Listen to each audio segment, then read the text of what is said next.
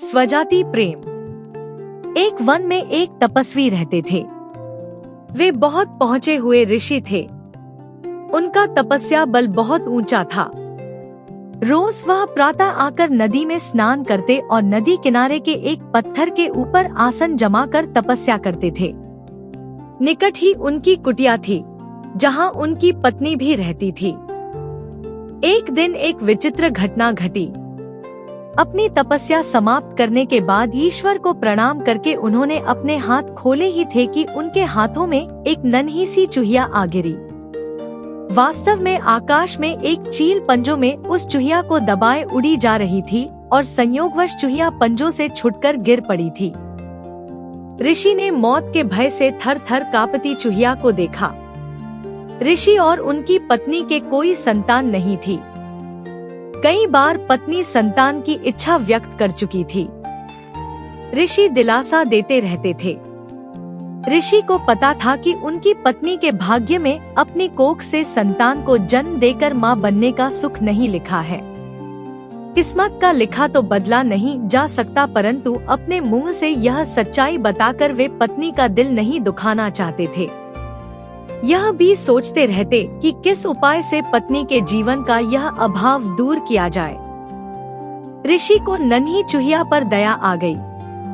उन्होंने अपनी आंखें बंद कर एक मंत्र पढ़ा और अपनी तपस्या की शक्ति से चूहिया को मानव बच्ची बना दिया। वह उस बच्ची को हाथों में उठाए घर पहुँचे और अपनी सौभाग्य, तुम सदा संतान की कामना किया करती थी। समझ लो कि ईश्वर ने तुम्हारी प्रार्थना सुन ली और यह बच्ची भेज दी। इसे अपनी पुत्री समझकर। ऋषि पत्नी बच्ची को देखकर बहुत प्रसन्न हुई। बच्ची को अपने हाथों में लेकर चूम। कितनी प्यारी बच्ची है, मेरी बच्ची ही तो है यह। इसे मैं पुत्री की तरह ही पालूंगी। इस प्रकार वह चूहिया मानव बच्ची बनकर ऋषि के परिवार में पलने लगी। ऋषि पत्नी सच्ची माँ की भांति ही उसकी देखभाल करने लगी। उसने बच्ची का नाम कांता रखा। ऋषि भी कांता से पिता स्नेह करने लगे। धीरे धीरे वे यह भूल गए कि उनकी पुत्री कभी चूहिया थी। मां तो बच्ची के प्यार में खो गई। वह दिन रात उसे खिलाने और उससे खेलने में लगी रहती। ऋषि अपनी पत्नी को ममता लुटाते देख प्रसन्न होते कि आखिर संतान न होने का उसे दुख नहीं रहा। ऋषि ने स्वयं भी उचित समय आने पर कांता को शिक्षा दी और सारी ज्ञान विज्ञान की बातें सिखाई। समय पंख लगाकर उड़ने लगा। देखते ही देखते माँ का प्रेम तथा ऋषि का स्नेह व शिक्षा प्राप्त करती कांता बढ़ते बढ़ते 16 वर्ष की सुंदर, सुशील व योग्य युवती बन गई। माता को बेटी के विवाह की चिंता सताने लगी। एक दिन उसने ऋषि से कह डाला, सुनो, अब हमारी कांता विवाह योग्य हो गई है। हमें उसके हाथ पीले कर देने चाहिए। तभी कांता वहां आ पहुंची। उसने अपने केशों में फूल गूंथ रखे थे। चेहरे पर यौवन दमक रहा था। ऋषि को लगा कि उनकी पत्नी ठीक कह रही है। उन्होंने धीरे से अपनी पत्नी के कान में कहा, मैं हमारी बिटिया के लिए अच्छे से अच्छा वर ढूंढ निकालूंगा। उन्होंने अपने तपोबल से सूर्यदेव का आवाहन किया। सूर्य ऋषि के सामने प्रकट हुए और बोले, प्रणाम मुनिश्री, कहिए आपने मुझे क्यों स्मरण किया? क्या आज्ञा है? ऋषि ने कांता की ओर इशारा करके कहा, ये मेरी बेटी है, सर्वगुण सुशील है। मैं चाहता हूँ कि तुम इससे विवाह कर लो। तात, यह बहुत गर्म है। मेरी तो आंखें चुंधिया रही हैं। मैं इनसे विवाह कैसे करूं? न कभी इनके निकट जा पाऊंगी न देख पाऊं। ऋषि ने कांता की पीठ थपथपाई और बोले, दूसरे और श्रेष्ठ वर देखते हैं। तुम ही बताओ कि तुमसे श्रेष्ठ कौन है? सूर्यदेव बोले, ऋषि वर बादल मुझसे श्रेष्ठ हैं। वह मुझे भी ढक लेता है। उससे बात कीजिए। ऋषि के बुलाने पर बादल गरजते लरजते और बिजलियां चमकाते प्रकट हुए। बादल को देखते ही कांता ने विरोध किया। तात, यह तो बहुत काले रंग का है। मेरा रंग गोरा है।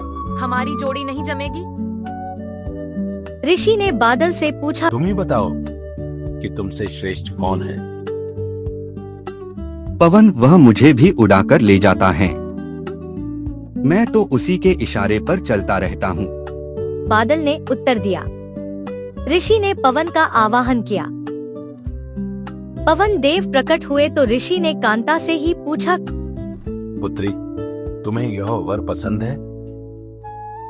कांता ने अपना सिर हिलाया। नहीं ता, यह बहुत चंचल है, एक जगह टिकेगा ही नहीं। इसके साथ गृहस्थी कैसे जमेगी? ऋषि की पत्नी भी बोली, हम अपनी बेटी पवन देव को नहीं देंगे।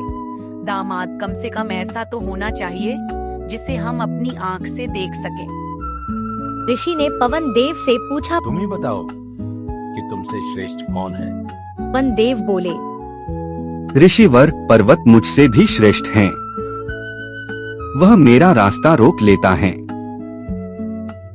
ऋषि के बुलावे पर पर्वत राज प्रकट हुए और बोले, ऋषिवर, आपने मुझे क्यों याद किया? ऋषि ने सारी बात बताई। पर्वतराज ने कहा, पूछ लीजिए कि आपकी कन्या को मैं पसंद हूँ क्या? कांता बोली, ओह, यह तो पत्थर ही पत्थर है, इसका दिल भी पत्थर का होगा। ऋषि ने पर्वतराज से उससे भी श्रेष्ठ वर बताने को कहा तो पर्वतराज बोले, चूहा मुझसे भी श्रेष्ठ है। वह मुझे भी छेद कर बिल बनाकर उसमें रहता है। पर्वतराज के ऐसा कहते ही एक चूहा उनके कानों से निकलकर सामने आ कूदा। चूहे को देखते ही कांता खुशी से उछल पड़ी।